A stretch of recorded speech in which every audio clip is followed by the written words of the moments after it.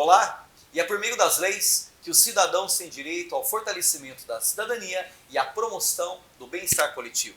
E a pauta do programa de hoje é sobre a importância do legislativo, e quem aborda esse assunto com a gente é o ex-presidente da Câmara Municipal de Extrema, engenheiro e empresário, Otair Pereira Rosa. Eu sou Léo Deméter e este é mais um Câmara Entrevista. Extrema é uma das cidades que vem se beneficiando com uma política de gestão pública voltada para o seu povo. A função legislativa é a que mais se destaca no contexto de desenvolvimento social e é por meio das leis que a comunidade tem os seus direitos garantidos e assegurados. Isso, logicamente, é crescimento. Com o cumprimento legal dos serviços, existe a harmonia entre os poderes, que é uma orientação linear da vida das pessoas e também de quem dirige a administração pública.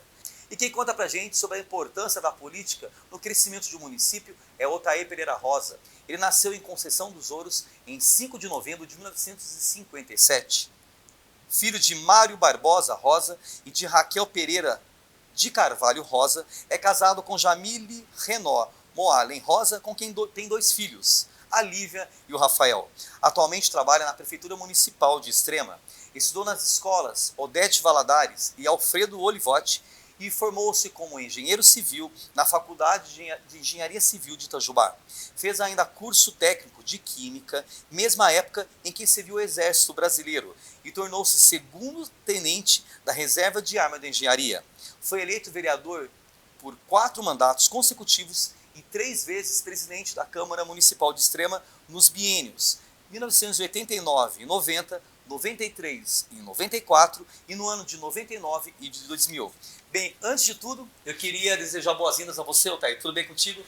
Tudo bem, graças a Deus. Eu agradeço o convite, agradeço a você, ao presidente da Câmara e a todo o Legislativo Municipal. Bacana, Otair, antes de a gente poder começar o nosso bate-papo aqui, eu queria te perguntar o seguinte: você nasceu em Conceição dos Ouros e você sempre teve uma ligação forte com o envolvimento do município aqui de Extrema. Conta um pouquinho pra gente como é que surgiu essa trajetória, esse movimento com Extrema. Bom, eu vim para Extrema, eu tinha 5 anos. Eu nasci em Conceição dos Ouros, mas sou extremense de coração. A política, quando eu era criança, por volta de 12, 15 anos, 13, 15 anos, meu pai sempre participava ativamente da militância política em Extrema, e muitas vezes ele me levava junto. Só que eu não entendia nada do que estava acontecendo lá. Mas sabia que aquilo ali, alguma coisa boa tinha, senão ele não estaria me levando.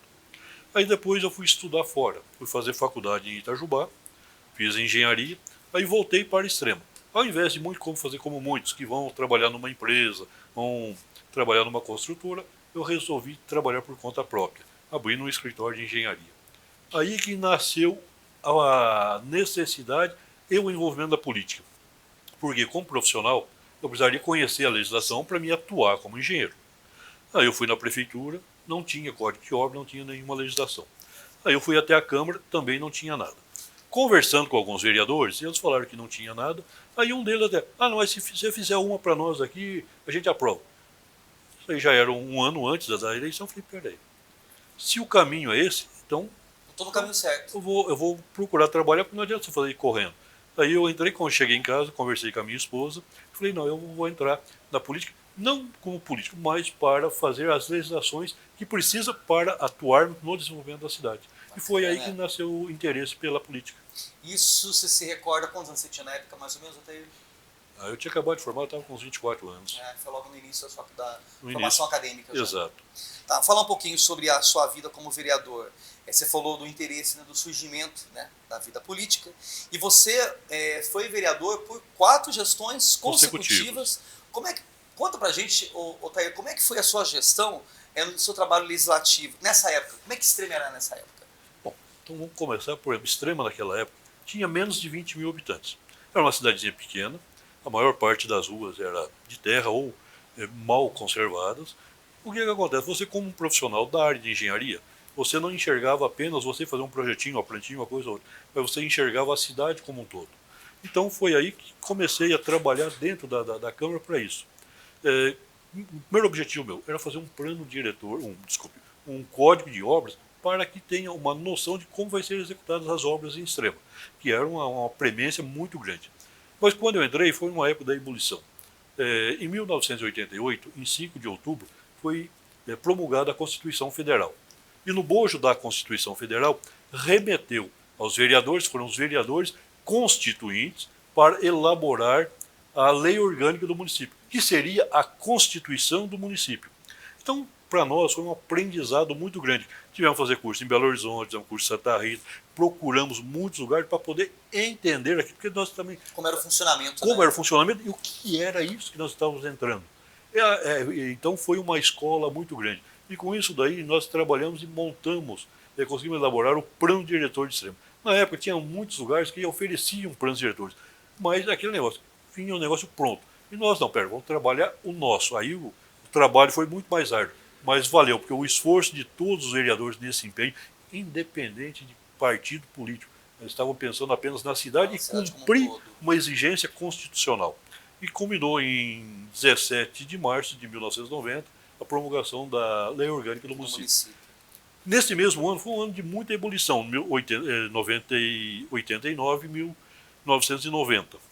Foi quando depois, no final do ano, nós já aprovamos o Código de Obras e o Código de Costura. Começamos a dar uma ideia de um arcabouço jurídico para o município. Porque antigamente eram as coxas de retalho de uma lei estadual, de uma lei federal, e os poderes públicos ficavam perdidos na administração. Não tinha uma fundamentação legal. Não tinha uma fundamentação, e depois tem outra. Uma mesma lei servia para um município de 1.000 habitantes e um município de 5.000 habitantes. Então era difícil para esses municípios pequenos. E a Constituição puxou para o município a responsabilidade de escrever a sua lei. Então, lógico que tem os parâmetros constitucionais que você tem que seguir, tanto da federal como da estadual, mas você dizer o que você quer da sua cidade. E aí foi mudando a consciência de vereador, de uma responsabilidade com relação à legislação e sua participação na elaboração.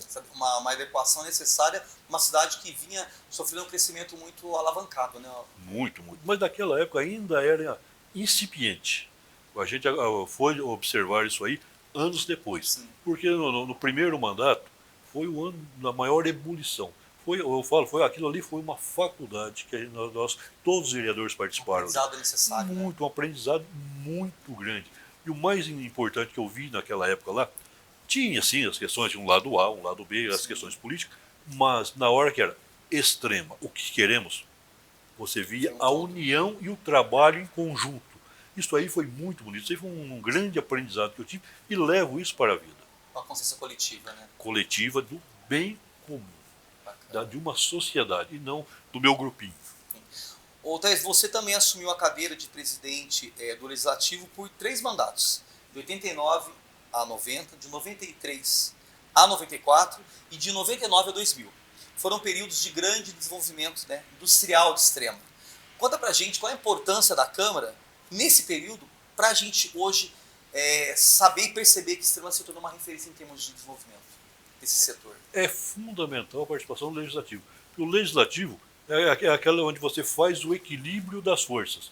Por exemplo, tem um lado que ele está pensando, o outro está pensando.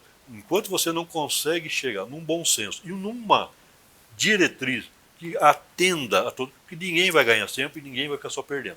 Na hora que todos os mundos trabalham no ganha-ganha, aí o desenvolvimento aparece, aí você consegue construir alguma coisa. E cada um vai colocando a sua parte ali, aí você vai buscando o desenvolvimento. Bacana. Durante a sua gestão também você foi um dos responsáveis pela implantação da Agenda 21 aqui de Extrema, que explicando, é um instrumento de planejamento de gestão setorial que concilia a proteção ambiental, a justiça social e também a questão da eficiência econômica. Como é que se deu a implantação da Agenda 21? O que contribuiu hoje nos dias atuais? Conta um pouco pra gente sobre isso, Altair. Posso só fazer uma colocação um pouquinho antes? Por favor. Antes da Agenda 21, nós tínhamos uma colocação, Extrema estava na época com 18.000 habitantes. E a Constituição Federal dizia que municípios acima de 20.000 habitantes tinham por obrigação construir o plano diretor. E nós, o que acontece? Não éramos obrigados. Mas em conversa, a gente vendo como estava a vinda de pessoas para Extrema, começando a fazer parcelamento na zona rural, a cidade crescendo de uma maneira desordenada. Vocês viram a necessidade? A necessidade, foi conversado com o prefeito à época, Então, o que aconteceu? O doutor Luiz, depois veio um deputado para cá, nós conversamos, ele parabenizou, falou, pera, vocês estão... Aí o que aconteceu? O doutor Luiz abraçou a causa e falou, mas nós não sabemos como começar. Anteciparam. Indicaram para a gente trabalhar com a Fundação João Pinheiros, que eles vieram aqui, ficaram 3 meses. Aí foi uma faculdade também de aprendizado, de planejamento. Então ainda foi feito o primeiro plano diretor, isso em 2001. Quando foi em 2003, 2005, nessa época, surgiu, aí estava aquela época da ebulição de meio ambiente, de evolução e etc, etc. Então começou-se o estudo da Agenda 21. E foi um trabalho maravilhoso, foi uma outra faculdade. E esse trabalho eu reporto uma importância gigantesca para o município, que envolveu não só Câmara, não só Executivo, mas envolveu toda a sociedade, envolveu todas as instituições, todos os segmentos possíveis que tinha dentro da cidade, com força, com representação. E foi um trabalho de 2 anos. Eu, por exemplo, eu fiz parte da comissão da parte de planejamento de obras. Então, você ia destacando quais são os pontos. Nós tivemos uma participação espetacular da Maria do Carmo Bezerra e do Otto. Eles foram os responsáveis pela Agenda 21 do Brasil. E tivemos a grata felicidade de tê-los como nossos coordenadores e orientadores aqui, que foi um aprendizado muito bom. O que aconteceu? Nós começamos a levantar quais são os pontos negativos de Extrema e os pontos positivos. O que nós pensávamos como cidade? O que nós queríamos? Então, no início, você pensava, nossa, isso aqui é uma utopia, porque é uma dificuldade muito grande. Mas com todas as discussões, etc, etc, etc, então, chegou-se num consenso e fez-se uma... A Agenda 21 não é uma lei, mas é uma agenda que você vai ter que saber trabalhar isso daqui. E lá você falou desde questão ambiental, social, seria um escopo de gestão setorial. Exatamente. Se você tem um mapeamento da tua cidade, o que ela é, vamos dizer, uma fotografia que você tem hoje, e o que você pensa, isso em 2003, 2005, que Extrema eu quero em 2020. Tanto é que era chamada de Agenda 21, então nós estávamos fazendo uma previsão do que nós queríamos em 2020. O que acontece? Você não tinha noção do que você ia fazer ali. Mas foi trabalhando, e você conseguimos chegar num escopo espetacular. Eu reporto a Agenda 21 como um dos melhores instrumentos de planejamento de uma cidade. Extrema tem uma peça fundamental para ser fonte. Tanto é que em 2013, como o plano diretor já estava superado, porque Extrema teve aí aquilo que você tinha falado, um crescimento, uma ebulição muito grande, o plano diretor de diretriz já estava sendo superado. Aí ele precisaria de uma remodelação. E foi aí que o plano diretor novo, inclusive com a Maria do Carmo também nos orientando, foi beber na fonte da Agenda 21. De lá foram pegando tudo aquilo que dava. Olha, isso aqui já foi feito, isso aqui não foi, isso aqui precisa e tal. E fomos trazendo tudo para dentro do plano diretor. Então hoje o plano diretor ele espelha mais ou menos todo um trabalho que tinha sido feito antes. Então foi um grande ganho para a sociedade. Então dentro dessa colocação, o plano diretor ele espelha bastante a Agenda 21. Mas como a Extrema ela está numa moto contínua gigantesca, hoje o movimento, naquela época, os movimentos das forças econômicas, das forças sociais, era muito grande. Então o planejamento, muitas vezes, você estava focando aqui, mas as forças estavam direcionando para um outro lugar. Aí teria que captar quais são as tendências. Então não adianta você pegar num território e falar aqui vai ser indústria, sendo que ali não estava sendo utilizado para a indústria. Então, o plano diretor, diretrizes, você tem que dar uma nova direção, um novo estudo que estava caminhando para cá. Opa, peraí, está indo aqui? O que nós temos que pensar aqui de bom, de positivo aqui, para nortear esse desenvolvimento para cá?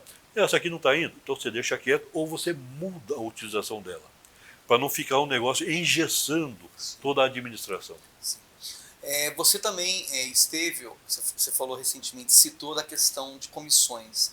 Você também esteve à frente de inúmeras comissões legislativas, como, por exemplo, a Comissão de Obras, Serviços Públicos e Desenvolvimento Urbano, que era responsável pela revisão do Código de Obras do município.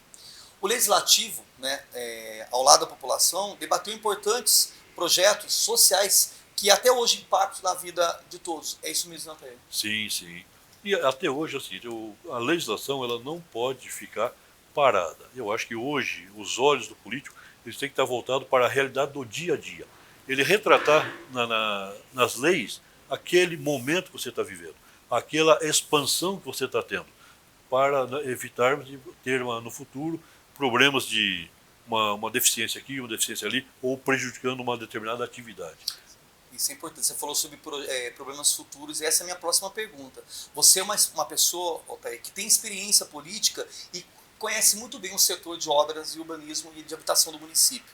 O que você acredita que pode melhorar nessas áreas? E quais são os principais desafios desses setores? Bom, eu como vereador, uma das coisas que eu fiquei devendo, que eu gostaria de ter sido trabalhado isso muito, mas não consegui, era criar uma lei de parcelamento do solo extremo. E isso precisa urgentemente.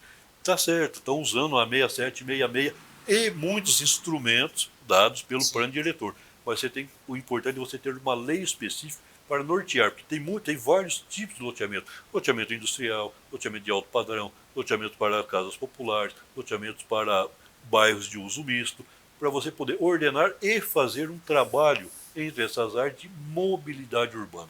Não adianta você colocar parcelamentos aqui e ali sem você interligar todos por uma estrutura que não vem amanhã ser sobrecarregada. Então você tem que pensar, se eu estou fazendo isso aqui, eu tenho que pensar daqui 30 anos como vai ser. A longo prazo. O que eu vou precisar de educação, de saúde naquela localização, para ir planejando hoje para a construção, ou já deixar terrenos para isso, para não ficar amanhã construções apertadas ou remendadas. Tem que subsidiar setores atrelados como a educação, a saúde. Exatamente, né? Exatamente. E principalmente a mobilidade das pessoas dentro da cidade. Sim, porque sem mobilidade e sem uma condição para que as pessoas possam ter a sua habitação, ter o que eu sempre falo, a gente precisa resgatar a dignidade do cidadão. Sim. E como você resgata? Através das leis, não fazendo favores para ele. É um direito que ele tem e cabe ao legislador respeitar esse direito e dando dignidade para que ele possa ter. Não chega lá, dá uma cesta básica,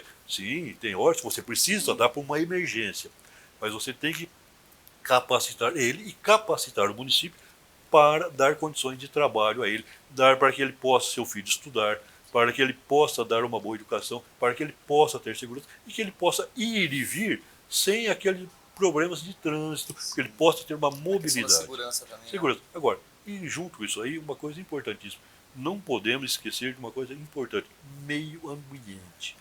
Quanto a essa degradação. Hoje, indústrias é muito bem-vindo, mas nós temos que ter um equilíbrio entre indústria e meio ambiente. Essa é uma coisa que nós brigávamos muito lá atrás. Muitos achavam que era impossível, mas não é. Basta ter força de vontade e unir com esse objetivo. Bacana. Bem, a gente está chegando aqui ao final do nosso bate-papo, mas antes de encerrar essa nossa conversa, eu queria saber uma coisa. Você também esteve ligado a diversas outras causas humanitárias e também as questões sociais. Trabalhar pelo bem do cidadão, Altair, pelos mais necessitados, pelo crescimento gestor de várias áreas, como educação, saúde, o meio ambiente que a gente acabou de falar, a questão da geração de emprego e renda, além de outros setores, valeu a pena? Olha, nem se fala. Agradeço muito a Deus de ter me dado essa oportunidade, com a minha profissão, o meu conhecimento, ajudar no desenvolvimento da cidade.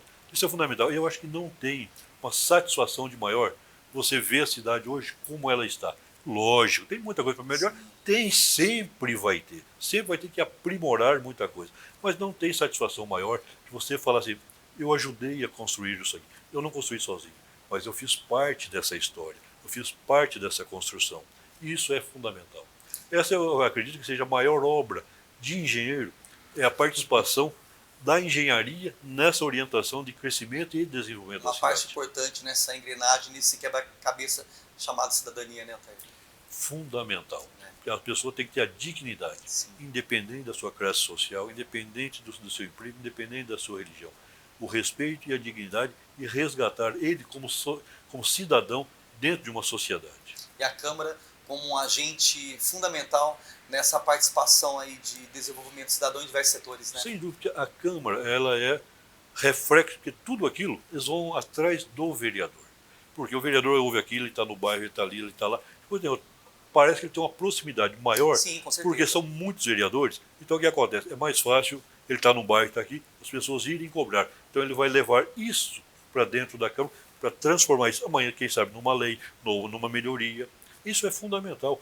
Sem um trabalho legislativo, é impossível você fazer uma boa gestão, independente de quem seja. Importante esse nosso bate-papo. Então é isso. Conversamos com um engenheiro, empresário, ex-vereador e ex-presidente da Câmara Municipal de Extrema, o Otair Pereira Rosa. Otair, eu quero agradecer imensamente a sua participação conosco aqui no Câmara Entrevista. Sou eu que agradeço e um bom dia a todos. Obrigado. E obrigado a você também que acompanhou mais um programa. Até o nosso próximo Câmara Entrevista. Um abraço. Tchau.